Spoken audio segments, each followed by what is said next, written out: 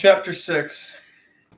I went up to my room, up the dusty stairs of Bunker Hill, past the soot-covered frame buildings along that dirt street, sand and oil and grease choking the futile palm trees, standing like dying prisoners, chained to a little plot of ground with black pavement hiding their feet. Dust and old buildings and old people sitting at windows, old people tottering out of doors, old people moving painfully along the dark street. The old folk from Indiana and Iowa and Illinois, from Boston and Kansas City and Des Moines. They sold their homes and their stores and they came here by train and by automobile to the land of sunshine to die in the sun, with just enough money to live until the sun killed them, tore themselves out by the roots in their last days, deserted the smug prosperity of Kansas City and Chicago and Peoria to find a place in the sun. And when they got here, they found that other and greater thieves had already taken possession, that even the sun belonged to the others. Smith and Jones and Parker, druggist, banker, baker, dust of Chicago and Cincinnati and Cleveland on their shoes, doomed to die in the sun. A few dollars in the bank, enough to subscribe to the Los Angeles Times, enough to keep alive the illusion that this was paradise, that their little papier-mâché homes were castles. The uprooted ones, the empty sad folks, the old and young folks, the folks from back home. These were my countrymen. These were the new Californians. With their bright polo shirts and sunglasses, they were in paradise, they belonged. But down on Main Street, down on town in San Pedro, and for a mile on Lower Fifth Street were the tens of thousands of others. They couldn't afford sunglasses or a 4-bit polo shirt, and they hid in the alleys by day and slunk off to flock houses by night.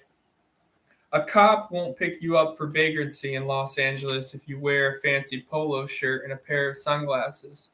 But if there is dust on your shoes and that sweater you wear is thick like the sweaters they wear in the snow countries, he'll grab you. So get yourselves a polo shirt, boys, and a pair of sunglasses and white shoes if you can.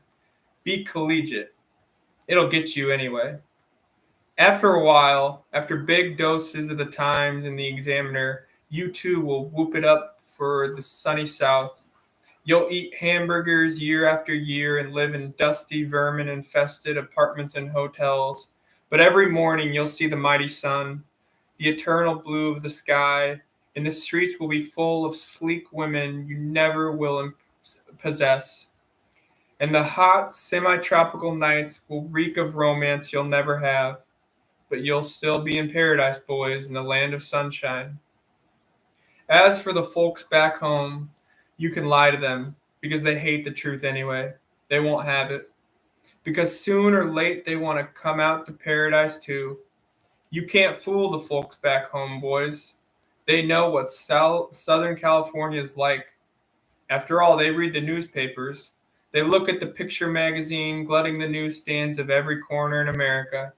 They've seen pictures of the movie stars' homes. You can't tell them anything about California. Lying in bed, I thought about them. Watched the blobs of red light from the St. Paul Hotel jump in and out of my room, and I was miserable. For tonight I had acted like them.